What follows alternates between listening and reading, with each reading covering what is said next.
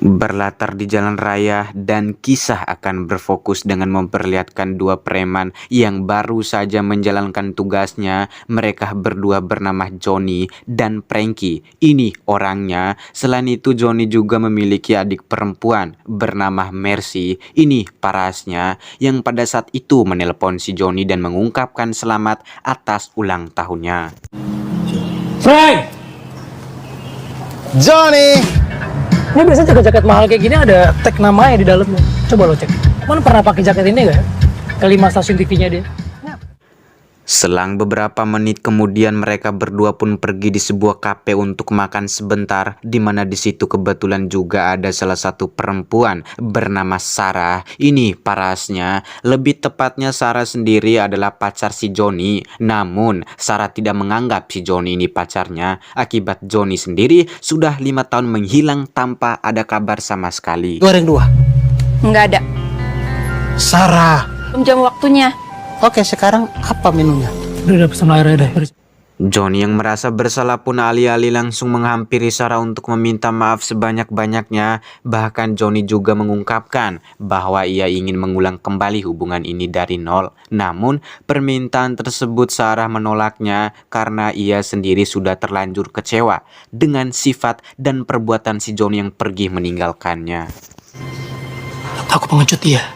Tanya Tuhan, ini bisa nggak ya? Aku minta maaf, dirangkum semuanya, terus 4 menit pun sudah berlalu, mereka berdua pun pergi menuju ruangan bosnya dengan beralasan Johnny di sini ingin pensiun dari pekerjaan seperti ini. Apalagi Johnny memiliki adik perempuan yang harus ia nafkahi, seperti membayar uang kuliah dengan penghasilan yang halal. Karena itu pun hanya dia satu-satunya yang diberikan amanat oleh orang tuanya untuk menjaga dan menafkahi adik perempuan tercinta. Mendengar perkataan dan ucapan si Johnny, si bos pun alih-alih memberikan mereka berdua 3 berkas, di mana 3 berkas tersebut Johnny dan Frankie harus membunuh 3 orang yang sebenarnya tidak sesuai dengan Undang-Undang Dasar 1945, bahkan tidak masuk akal oleh pemikiran-pemikiran manusia konvensional pada umumnya. Dan jika mereka berdua berhasil membunuh 3 orang tersebut, Johnny dan Frankie bisa keluar atau pensiun dari pekerjaan ini.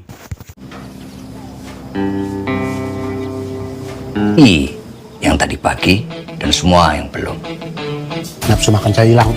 Dan sampai sekarang ST-nya tidak datang-datang.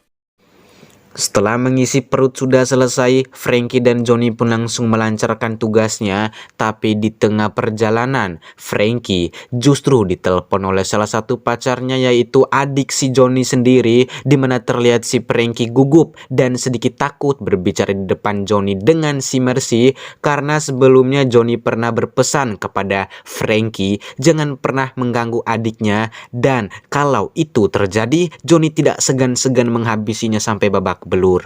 Itu Sayang, Feeling gue bukan sekedar kawan. Selain itu, perjalanan mereka berdua pun tertunda saat Johnny mengalami sedikit mules-mules. Yang mau tidak mau Johnny harus sebentar. Yang dari Johnny mengalami mules tersebutlah alih-alih ia pun menelpon Sarah, karena ternyata yang membuat Johnny seperti ini itu adalah perbuatan atau ulah dari si Sarah akibat ketidakterimaan Sarah terhadap sikap dan perbuatan si Johnny kepadanya. Serius loh, kita bunuh orang gara-gara main game doang. ditulisnya begitu. Dan setelah itu mereka berdua pun langsung menghampiri rumah target pertamanya yang bernama Susilo. Ini orangnya, dimana Susilo ini adalah gamers terkenal, dan alasan si bos menyuruh Frankie dan Johnny untuk membunuhnya karena Susilo terlalu toksis dalam bermain game, bahkan sampai merugikan anak-anak penerus bangsa di seluruh dunia. Itu. Mana bapak kau? Susilo, mana Susilo? Sempat memikirkan tidak mungkin membunuh seorang bocil, Johnny dan Frankie mau tidak mau harus membunuh bocil tersebut demi ingin pensiun dari pekerjaan ini. Tetapi di tengah ingin menembak si bocil itu, tiba-tiba perut si Johnny pun seketika mules, yang pada saat itu juga Johnny harus pergi ke WC untuk sebentar.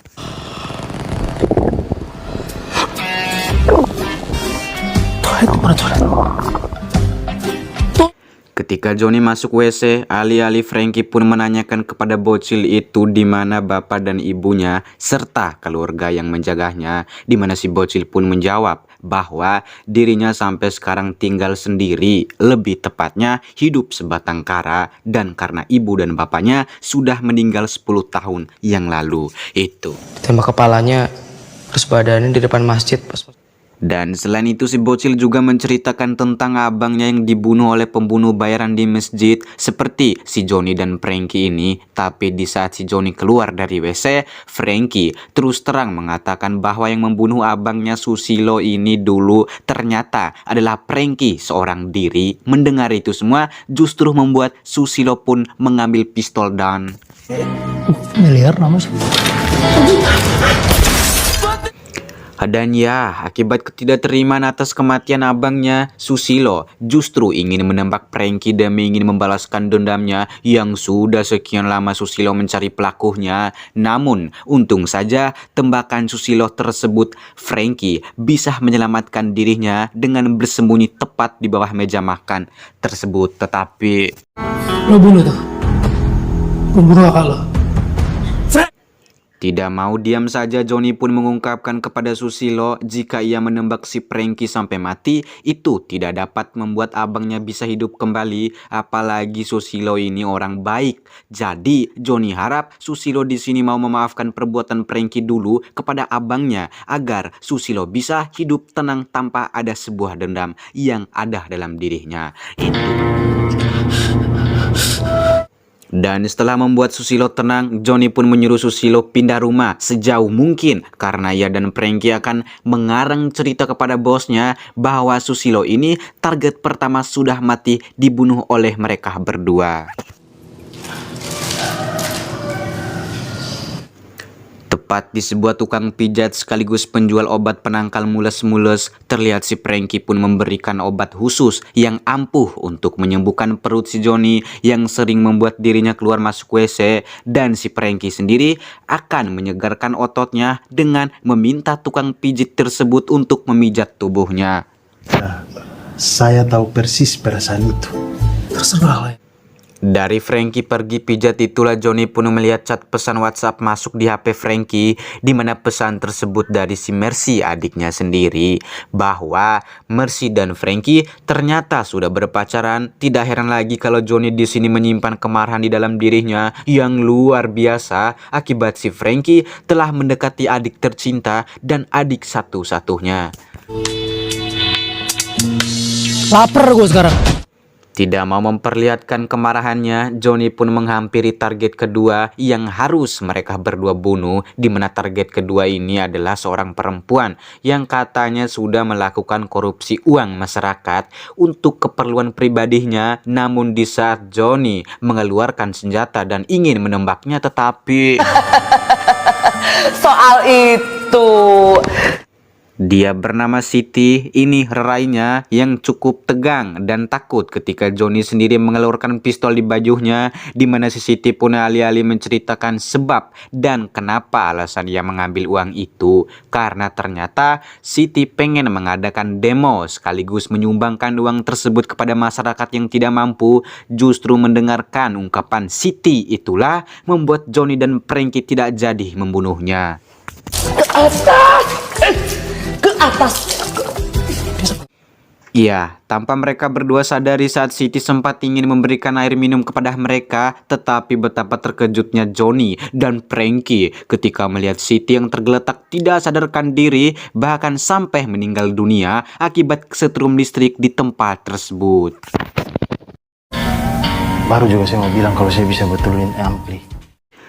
Beberapa menit kemudian tepat di sebuah gudang terlihat Johnny pun sedang menghajar Frankie sampai babak belur karena dari tadi Johnny menendam kemarahannya karena Frankie berani-beraninya mendekati adik perempuan tercinta, di mana si Frankie juga sempat mengatakan dan mengungkapkan bahwa dirinya tidak pernah sama sekali macam-macam kepada adiknya, tetapi akibat emosi Johnny tidak peduli sama sekali dengan apapun penjelasan si Frankie tersebut, tetapi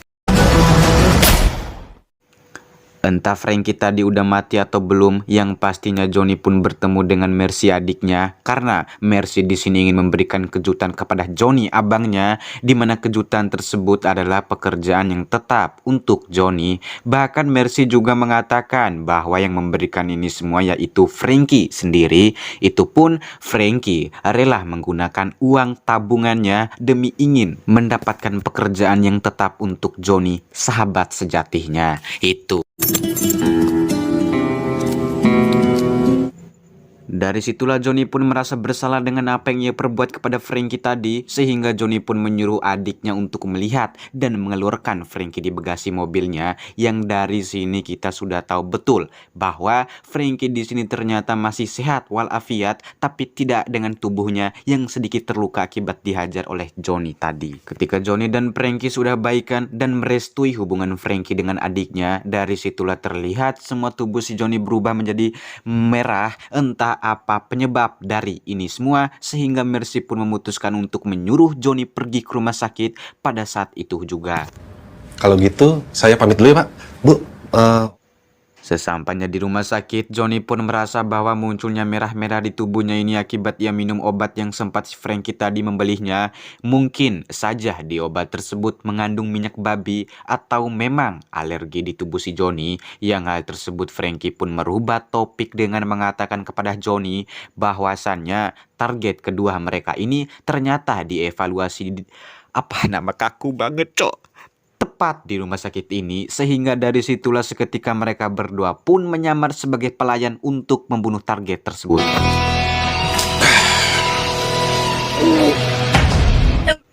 Dia bernama Andy, seorang penjudi terkenal di seluruh dunia, di mana si Johnny dan Frankie pun kaget ketika mereka berdua ingin menembak si Andy. Tiba-tiba borgol di tangannya lepas dan sempat si Andy ingin menghajar si Johnny. Namun dari pertengkaran tersebut datanglah polisi dan langsung membawa Andy ke dalam penjara pada saat itu juga. Kaku banget.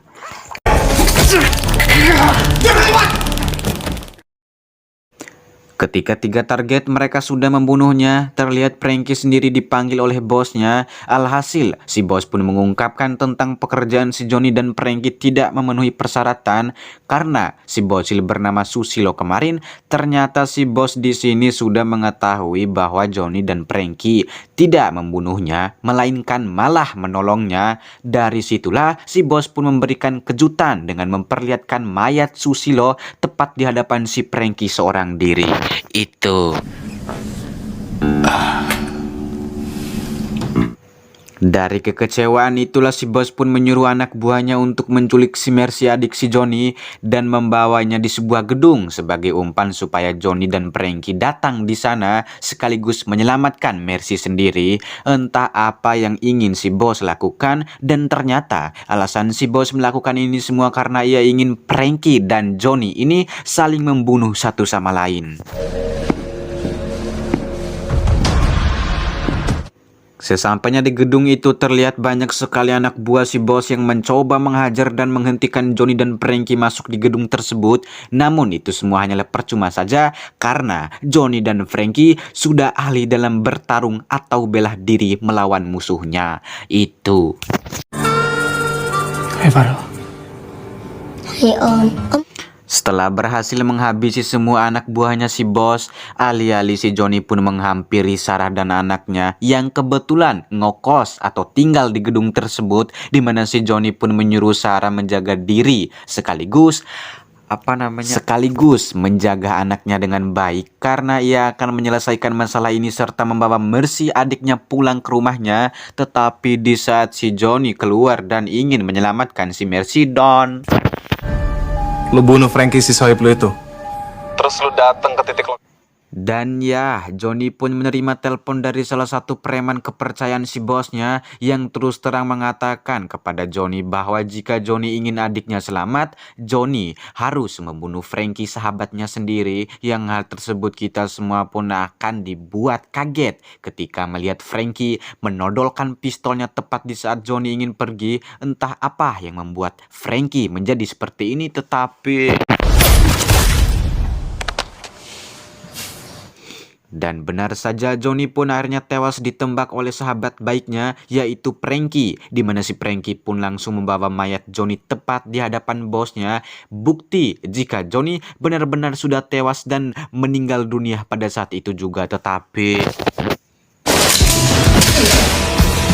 Dan ya, tidak habis Fikri, ternyata Johnny masih selamat dan masih sehat walafiat. Yang sebelumnya Frankie tadi sengaja menembak Johnny tidak mengenai bagian tubuhnya, dan Johnny seakan-akan mati atau seolah-olah tewas. Padahal mereka berdua di sini sudah sepakat bekerja sama untuk menyelesaikan masalah ini.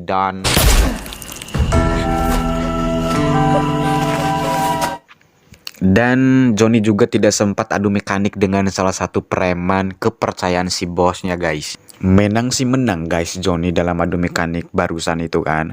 Tapi yang membuat Johnny terjatuh, lebih tepatnya ke meninggal dunia di sini, itu akibat preman kepercayaan si bosnya tadi itu sempat bangun juga ya, dan menembak si Johnny tepat di bagian belakang tubuhnya, sehingga Johnny pun mati dan tewas di tempat tersebut.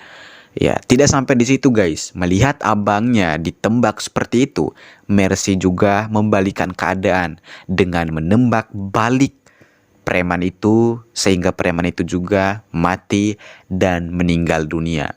Lalu film pun sudah berakhir. Itulah kisahnya, guys. Bagaimana sih dengan kisahnya? Sangat membagongkan. Oke, guys. Segitu aja penyampaian hari ini. Semoga kalian terhibur. Dan buat teman-teman yang belum subscribe, tolong di-subscribe dulu, like, komen, dan share videonya. Oke, dan saya Oji Serepet mau cabut dulu, guys. Bye-bye.